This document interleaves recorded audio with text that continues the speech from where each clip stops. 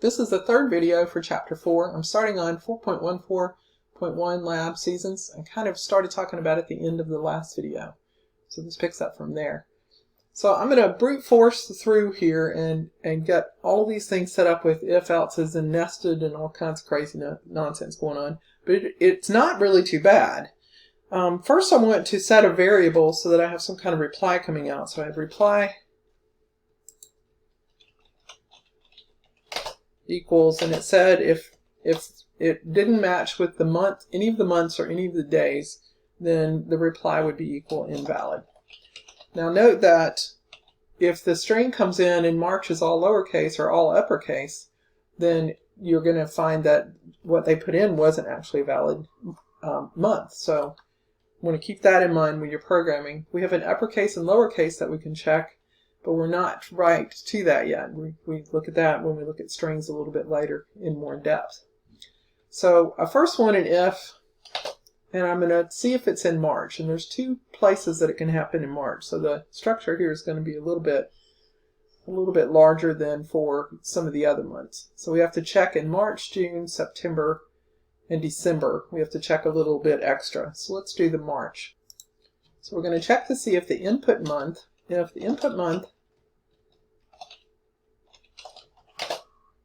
is identical to March. And I need a colon, not semicolon. I do that about half the time. Then we also want to check to see, so now if that's true, then we also want to check to see that the date is right. So I'm going to check for the last one, the winter one, first. So if 1 is less than or equal to the input day, which is less than or equal to, I guess it goes up to the 20th, right? The 19th. So 19th, then this would end up being winter. So if that's true, then we'll say that the reply equals winter. So now we need an elif, and it's basically what we have there with different numbers. elif 1, and we need a 1920 here. 20 is less than or equal to the input day, goes up to March has 31 days, 31.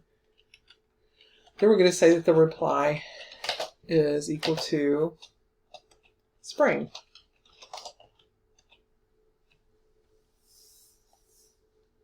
And we can try this. We'll go home. I'll print reply. Print reply. And see if that works. So in my developer mode, I'm going to put in maybe, so far I have March, right? So March, and let's put in the 15th and run the program. So that says winter. March 15th is winter. And if I put in the 23rd, run it, says spring. So that looks good so far. And if I put in the 38th, which is not a day in March, I should get invalid. If I put a different month in, I haven't written that programming yet. So if I put April in, I should also get invalid, even if I put a correct day.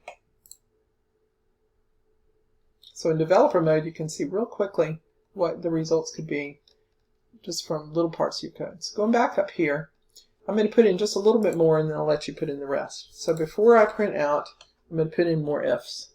So I've done March. Each one of the other months of the end months, like March, June, September, December, will have to be done with a little bit more programming like this. But I'm going to do one more. If input month, and this is really what I need here.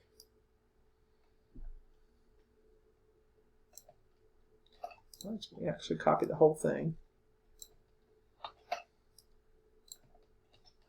If the input month is actually April, which would be the next spring one, just going down the months as they are, and it's between, well, it doesn't have to be between 1 and 19, it has to be between 1 and 30.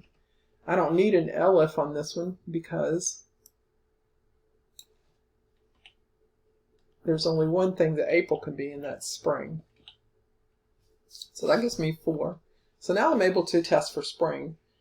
So for April rather. If it's April and it's between 1 and 30 days inclusive, then I should reply back spring. And I can go check that. Spring. So that works. I'll leave the rest of it to you. This is somewhat tedious, but it's very repetitive. So you have a lot of code blocks that you can just copy and paste and change little things. Just being really careful where you change things. In 4.15 lab, we're trying to find the exact change. This is a very typical exercise that is done in just about every programming language I've seen. So if the input that we give, and we're given pennies, so the total change amount is an integer input and it's the amount of pennies that you have. If the input is 0 pennies, you want to say no change. But if it's more than 0, then you want to break it into the different denominations that it is. First taking out dollars, and then quarters, and then dimes, nickels, and pennies. I know I'm going to be using these, dollars, quarters, 9, nickels, and pennies, just as they are, because I can see them down here. So I'm going to copy and paste those down into my program. I don't know where I'm going to be using yet, and I also know that I'm going to be using no change. So I'll copy and paste that down. If you want these to be commented, you could either move the triple quotes here, is what I like to do, so I'd have to delete those and put them down here. It gives you quick blocks of code that are commented out. Or you could put hashtags in front of the first of it, or several hashtags. Sometimes that makes it a little easier to read too. Now I'm wanting to get an input from the user, and it's going to be an integer, so we know how to put that in. So I'm going to get an amount. You could call it change, call it anything you want to. I want an integer input. Should be able to just about program that in your sleep. So if I had 16 cents, what I want this to print out is 1 dime, 1 nickel, and 1 penny. I wouldn't want dollars or quarters to show up.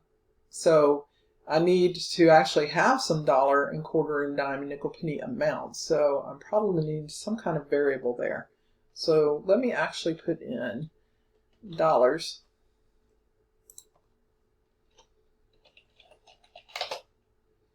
equals 0. Quarters equals 0. I'm going to put lowercase. Quarters equals 0. So I'm initializing my variables to 0. Dimes equals 0. Nickels equals 0. And pennies equals 0.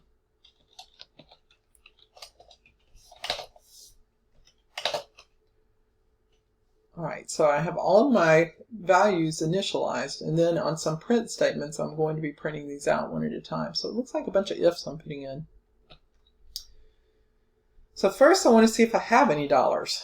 So I'm going to do my amount divided by 100, and that's going to put dollars to be equal to the amount divided by 100. Now I could have set that up to begin with. But the amount divided by 100 now, if that is greater than 0, then I want to print out how many dollars I have. So if dollars is greater than 0, then I want to print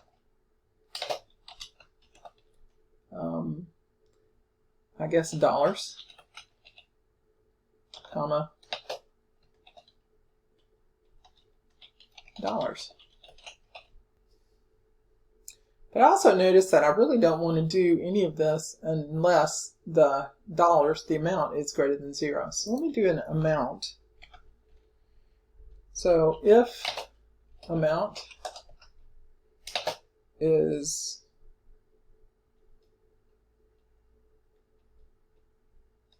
less than or equal to 0, then what I'll do is print this no change.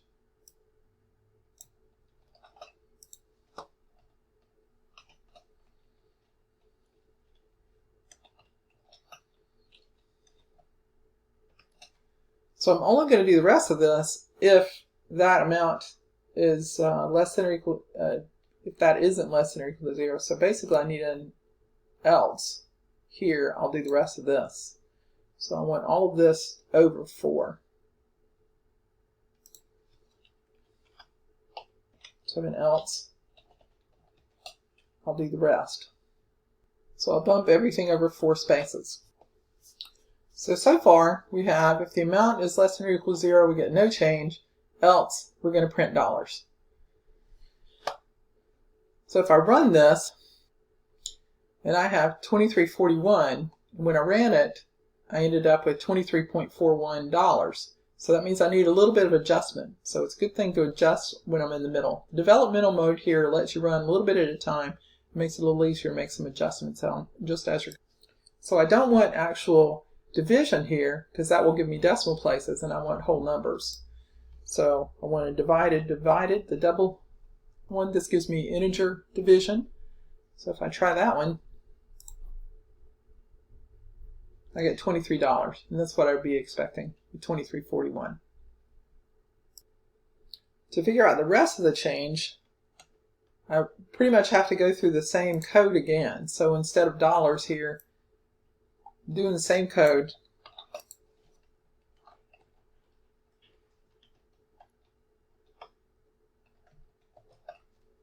but now I want quarters.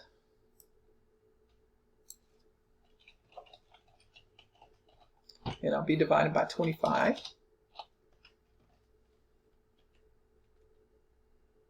We want the dollars, this to be quarters. So we're going to replace dollars everywhere we have the dollars.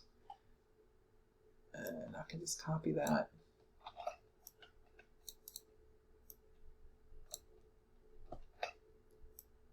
So a lot of copy and paste here. Repetitive code. Now, what I have here for quarters is going to take the original amount that I had and divide by 25, but that's going to leave the dollars in. So if I run this right now,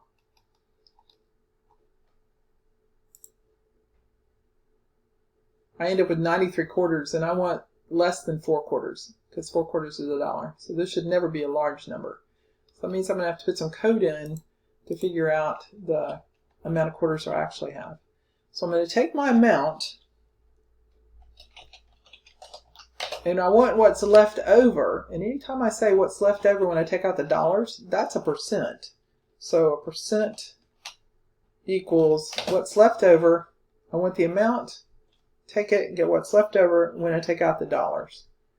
So that's how I kind of think of the modulus. What's left over? If I run this again, I should get $23.93. So I haven't changed what I needed to yet.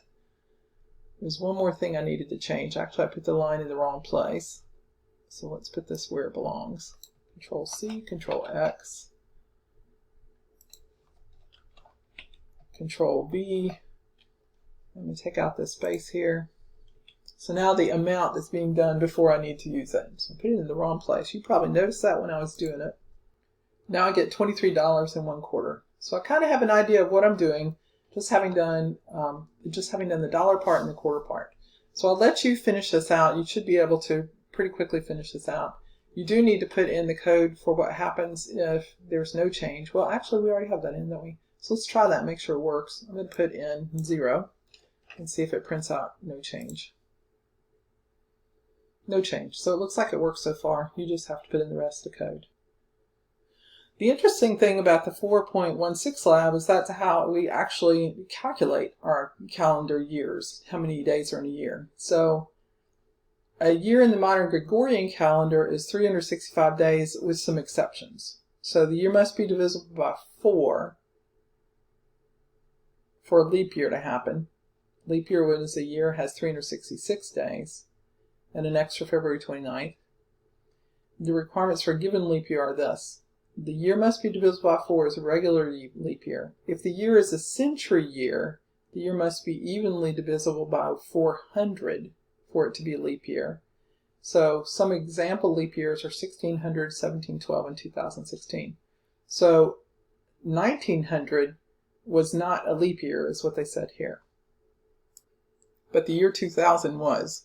So you could look back at the 2000 calendar and see that it actually was a leap year. So all you're going to do is get an input, and you're going to say whether it's a leap year or is not a leap year. Write a program that takes in a year and determines whether that year is a leap year. So if the input is 1913, it says not a leap year. So leap year is in the description every time, but it either says not a leap year or just straight up leap year. So this one should be pretty straightforward. You're just doing some division. So if it's evenly divisible by 4, it's a leap year, and it also has to be evenly divisible by 400. So just think about where the logic has to be there. Lab 4.17 has some service costs that you want to put in, and it's done in layers, like a lot of the labs have been. So you can really easily get the first layer in. Enter the desired auto service. You can put oil change. You entered oil change, and then there's a cost associated with that. Now, they recommend the program should support the following services. So these look an awful lot like you could use a dictionary for them. You wouldn't have to, but you could use a dictionary for them. And then there's an error code for the requested service is not recognized. So you could use a dictionary if you were wanting to be a little fancy, but you don't really have to. You could do it more like we did with the brute forcing of the seasons. So one thing at a time. So enter desired auto service. I just copied these lines and you entered, and then basically it's this part down here, cost of oil change. That's what I want to make sure that I have down there copied, but I actually have more than that. No, that's it. Cost of oil change that we have. Control C. I'm going to put in my 3.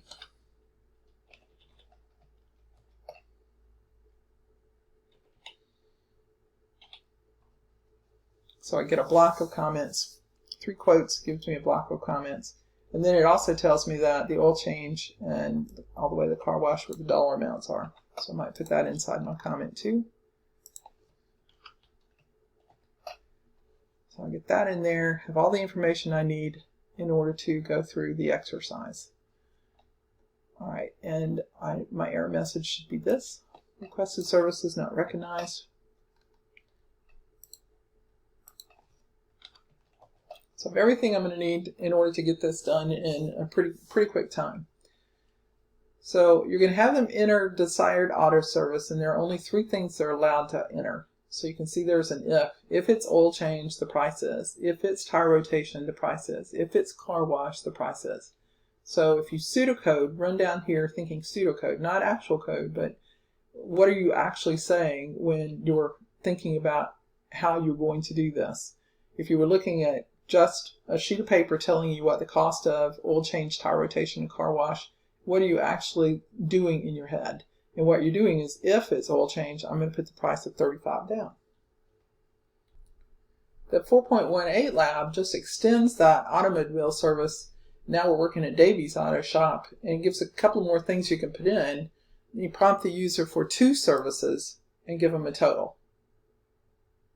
So when you're done, it should look like this. Davies Auto Shop service, oil change, tire rotation. So it actually is printing this out for you.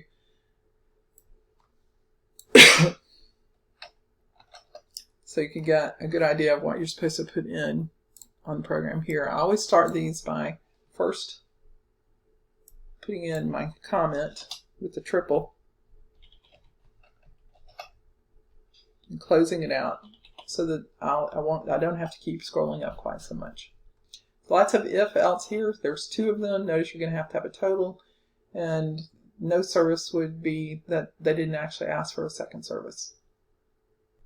The last few examples here are pretty typical of what you'd see in something like a cash register, which is a piece of hardware sitting on a countertop at McDonald's or Dave's Auto Shop here, Davies Auto Shop. And it has a piece of software in it that's going to help the cashier to do all the totals and print out an invoice. If you need any help with any of these, make sure you're seeing me at office hours or make an appointment. I'd be more than happy to work with you. I'm available all Friday afternoon. I'm around on the weekends, but I'm not always near my email, so you want to make sure that you give me plenty of time to answer and respond to your emails.